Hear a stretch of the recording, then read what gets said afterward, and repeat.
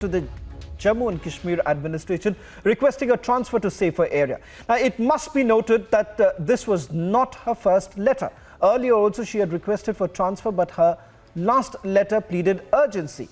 In the wake of the targeted killings of Kashmiri Hindus in the valley, she even requested transfer of her husband to safer area. Here's her last letter where she had requested the Jammu and Kashmir government to transfer her.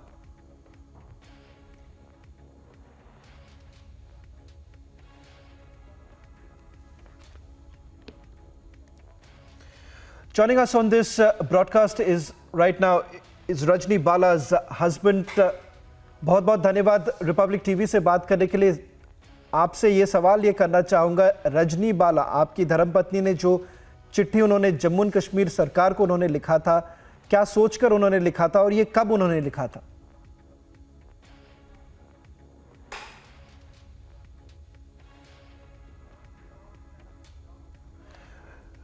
We'll try and reconnect with Rajni Bala's husband in a short while from now. But this comes at a time when you've seen the kind of visuals that have come in a short while back of Kashmiri Pandits actually leaving the valley in fear of more targeted killings. Joining us right now is Rajni Bala's husband. बहुत बहुत शुक्रिया Republic TV से बात करने के लिए। आपसे पहले तो ये सवाल करना चाहूँगा, आज रजनी बाला जी की जो लेटर उन्होंने लिखा था, जम्मू एंड कश्मीर सरकार को जो लेटर उन्होंने लिखा था, मैं ये जानना चाहूँगा कि क्या उन्होंने कभी आपसे इस पूरे मामले को लेकर उन्होंने बात की थी कि कहीं ना वो डर सबके अंदर वो डर बैठ चुका था कि आखिरकार जो टारगेटेड किलिंग्स हो रहे हैं वो किसी के साथ भी हो सकता था, जिसके लिए उन्होंने ये रिक्वेस्ट सरकार के साथ की थी उस समय?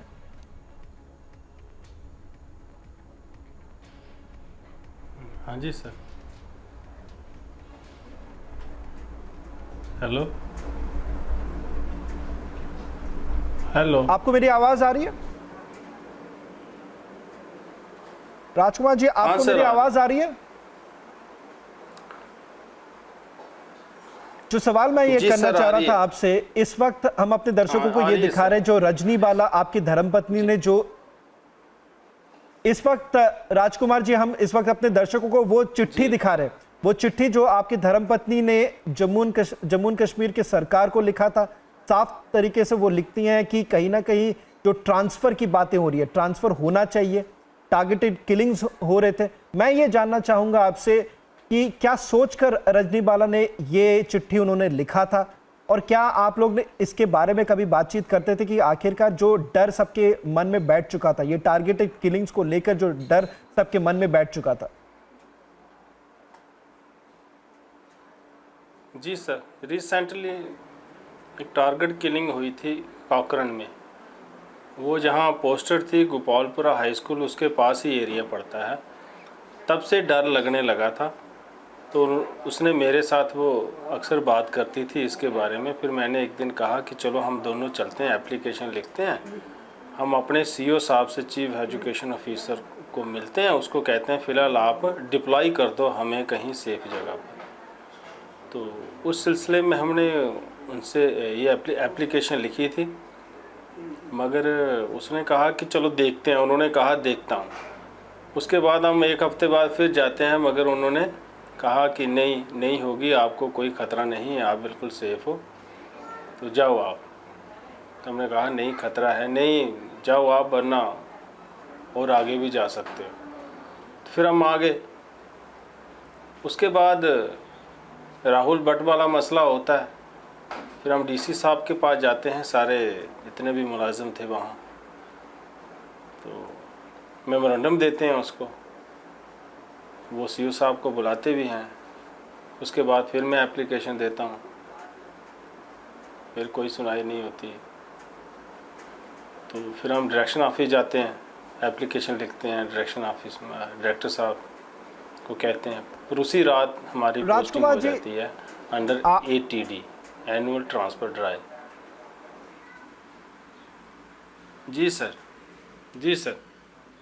पर राजकुमार जी, हमारे साथ इस वक्त राहुल भट्ट के माता पिता दोनों जुड़ रहे हैं। मैं ये आप दोनों से ये कहना चाहूँगा कि बहुत बहुत शुक्रिया कि इस वक्त आप हमारे दर्शकों से आप लोग बात कर रहे हैं, क्योंकि ये कहना बहुत ज़रूरी है कि आज के दिन में कई सारे ऐसे कश्मीरी पंडित जो कश्मीर में हैं वो अपने आप को सुरक्षित नहीं महसूस करते, जिसके कारण कई सारे डिमांड्स उन्होंने रखा था। मैं राहुल भट्ट के माता पिता से ये सवाल करना चाहूँगा। हमारे साथ इस वक्त राजकुमार जी भी हैं। सबसे पहले ये सवाल करूँगा कि कहीं ना कहीं राहुल भट्ट को लेकर भी क्या एक आपके बेटे ने कभी ऐसा कोई दरख्वास्त उन्होंने की थी सरकार के साथ कि ट्रांसफर्स हो जाए? सर वो सरकार को 2 बार 3 बार वो मिल चुका था। डीसी साहब कंसर्न उसका अफसर था, उनको बोला गया था कि हमें ट्रांसफ़र कर दो, लेकिन नहीं की, उन्होंने नहीं की। उन्होंने उस वक्त के अफसर वहाँ मानते नहीं हैं। आज कौन से मानते? आफ्टर इंक्वायरी जनाब अली कौन सा इंक्वायरी में डेवलपमेंट हो गई? हमें 1 महीना हो गया, लगभग 22-23 दिन हो गए, कौन सी इंक्वायरी हो गई आज तक कोई इम्प्रूवमेंट नहीं है। केस वहाँ का वहाँ कोई सुनवाई नहीं है आपकी, ना पहले थी ना जिंदा थी। जैसे बाला इनका बोल रहे हैं जनाब अली, इनको भी पहले एप्लीकेशन इन्होंने दी थी, बाद में कौन सी सुनवाई होगी? और न मरने के बाद होगी। मरने के बाद भी ऐसे ही चला जाता है, ऐसे ही ये इंक्वायरियाँ छोड़ जाते हैं। हमारे उधर उसको तहसील ऑफिस में मार दिया गया चाडोरा में भी दूसरे दिन काम स्टार्ट हो गया। किसी अफसर को, किसी मुलाजिम को उन्होंने नहीं बुलाया कि भाई ऑफिस के अंदर आ गया बंदा, आपने क्या देखा, वर्बली कुछ न कुछ तो बोलो। किसी को नहीं जिम्मेवारी, अच्छा भाई ठीक है अल्लाह के नाम पर हो गया, बकरा हलाक कर दिया। ये हाल है वहाँ का। इस हाल में वो हमारे बच्चे वहाँ जी रहे। इंदुवाला जी वही शिकार हो गई। अब वो स्कूल के बाहर हो गए, कोई नहीं, दूसरे दिन स्कूल चलेगा, खत्म मसला।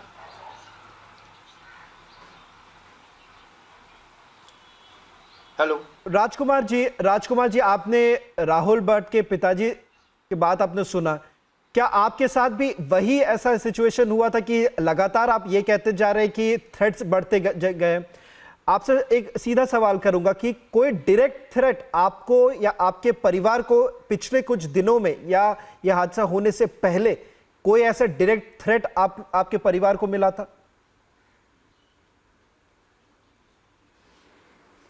नहीं सर, डायरेक्ट थ्रेट नहीं मिला था। अगर डायरेक्ट थ्रेट मिला होता तो मैं उसको नहीं जाने देता स्कूल, चाहे नौकरी छोड़नी पड़ती, लेकिन मैं स्कूल नहीं जाने देता उसको। डायरेक्ट थ्रेट मुझे हमें नहीं आया था, लेकिन ऐसे लगता था कि थ्रेट क्रिएट हो रहा है, वहाँ डर पैदा हो रहा है। इसलिए उनका जो स्कूल था वो भी थोड़ा रिमोट एरिया में था, आर्चर्ड में था।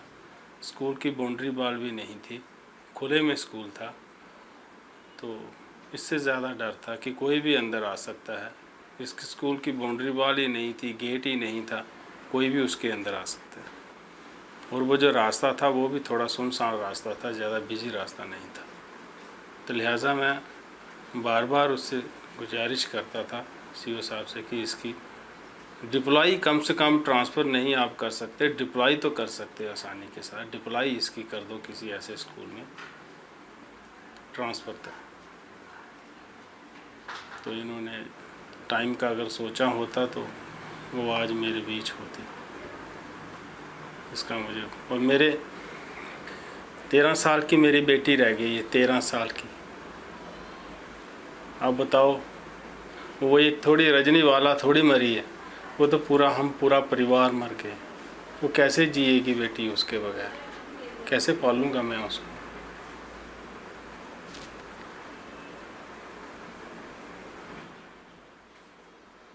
मीनाक्षी जी, आपसे एक सवाल करना चाहूँगा, क्योंकि क्या आपको लगता है कि कहीं ना कहीं जो इस इतने सारे दरख्वास्त करने के बावजूद सरकार ने उस समय निर्णय कुछ नहीं लिया, जिसके कारण आज देख रहे हैं कि कहीं ना कहीं लगातार हिंदुओं को मारा जा रहा है, कश्मीर में टारगेटेड किलिंग्स हो रहे हैं।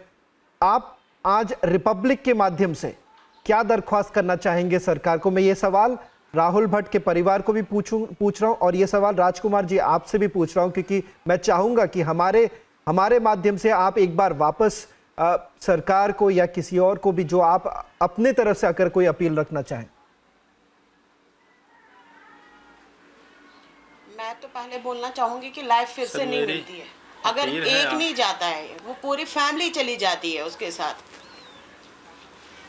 ये अगर उनकी वाइफ को किया तो वो उनके अब हस्बैंड को पता है कि उनके साथ क्या बीत रही होगी, क्योंकि उसको बेटी संभालनी है। मेरे को पता है, मेरे को खुद 7 साल की बेटी संभालनी है। चलो वो 13 इयर्स की, मेरी 7 ही साल की है। अब हम बोलते हैं कि हमारे साथ जो हुआ किसी और के साथ नहीं होना चाहिए, कि किसी दुश्मन के साथ भी ऐसा ना हो जो हमारे साथ हुआ। इस बारे में सोच सोच के इंसान के रोंगटे खड़े हो जाते हैं। अब गवर्नमेंट को ये तो सोचना चाहिए कि जैसा हमारी फैमिली के साथ हो रहा है अभी, बाकियों के साथ ना हो। दूसरी बात हम दूसरी बात राजकुमार हम जी, ये कहना चाहते हैं, कम से कम हाँ जी, इंक्वायरी हाँ तो जी, हो। बिट्टा जी आप बोलिए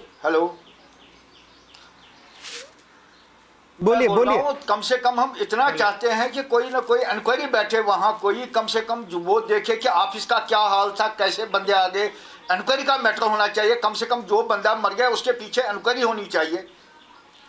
कैसे, किस हद से मारा गया, कैसे मारा गया, कैसे अंदर चले गए लोग, टारगेट किलिंग कैसे ऑफिस के अंदर हुई। इस चीज़ पर तो कम से कम गवर्नमेंट को ध्यान देना चाहिए।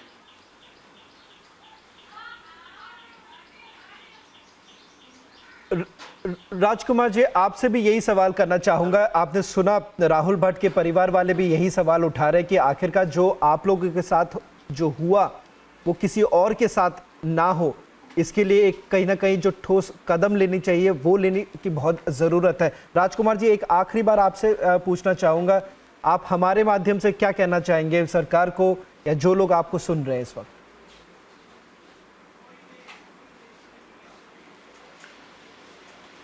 सर मैं ये आपके माध्यम से कहना चाहता हूँ, मेरा तो लुट गया सब कुछ मेरा।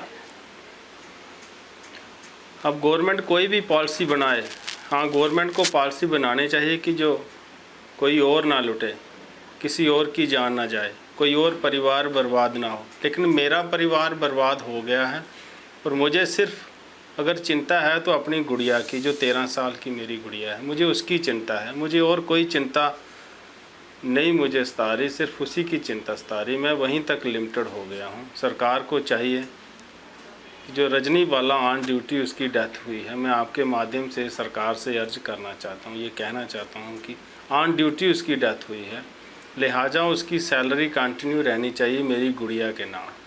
और जैसे ही वो एलिजिबल होती है उसको सरकारी नौकरी मिलनी चाहिए और मुझे इमीडिएटली ट्रांसफ़र करना चाहिए वहाँ से जम्मू, क्योंकि मैं कश्मीर में सर्विस नहीं कर सकता हूँ। मैं अपनी जान को खतरे में नहीं डाल सकता हूँ। मेरी गुड़िया का सिर्फ अब मैं ही हूँ। अगर मुझे भी कुछ हो गया वो कैसे जिएगी। और दूसरा, मैं उसको पाल भी नहीं सकता हूँ, मुझे आता नहीं पालना उसको। लिहाजा मैं अपने घर में अपने परिवार के साथ, माँ बाप के साथ हम मिलके उसको पाल सकते हैं।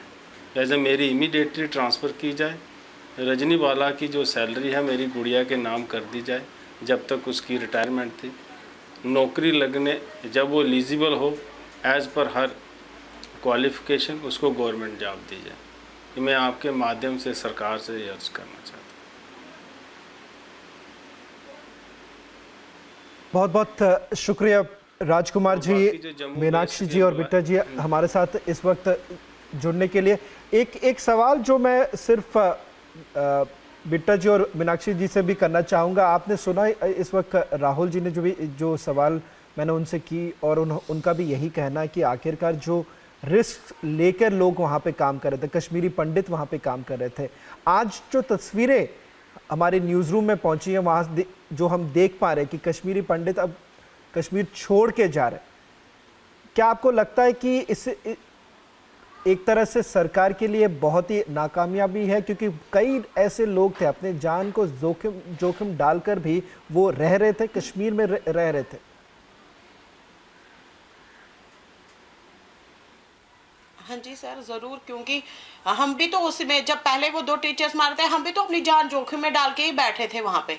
मेरे हस्बैंड रोज़ ड्यूटी जाते थे, एक दिन नहीं उन्होंने छुट्टी की है। जब उनको टारगेट कर सकते हैं तो बाकियों को भी तो टारगेट कर सकते हैं ना। तो अभी तक तो उन्होंने पहले ही बोल दिया हम नहीं, जो मुस्लिम के बना जो भी है उनको सबको टारगेट करेंगे। तो अब उसके तो गवर्नमेंट को पता चल ही जाएगा कि वो किस किस की हद तक जा सकते हैं वो।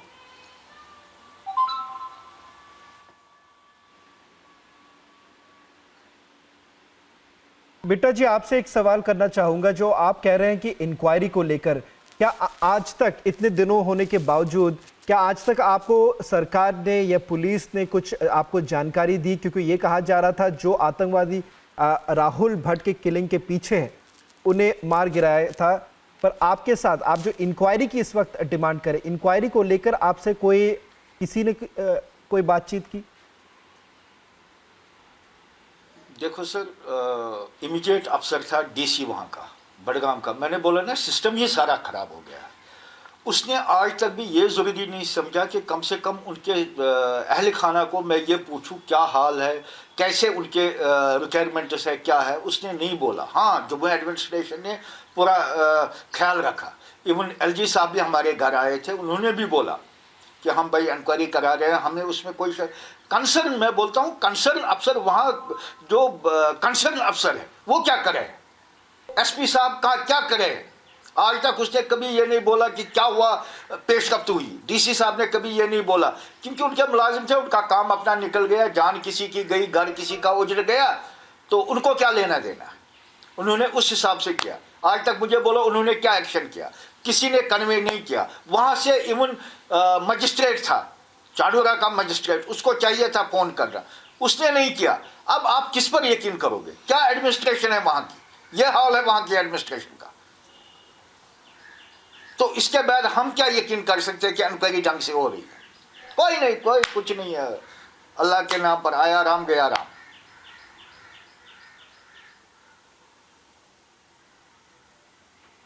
बिट्टा जी, बहुत बहुत धन्यवाद हमसे बात करने के लिए। हम सवाल वापस यही उठाएंगे और हम लगातार यही सवाल उठा रहे हैं कि आखिरकार कश्मीरी पंडितों के लिए सुरक्षा के लिए क्या क्या करना चाहिए और अब तक क्यों नहीं हुआ, ये सवाल हम लगातार पूछते जाएंगे। मीनाक्षी जी, बिट्टा जी और राजकुमार जी, बहुत बहुत धन्यवाद रिपब्लिक टीवी से बात करने के लिए। Thank you sir.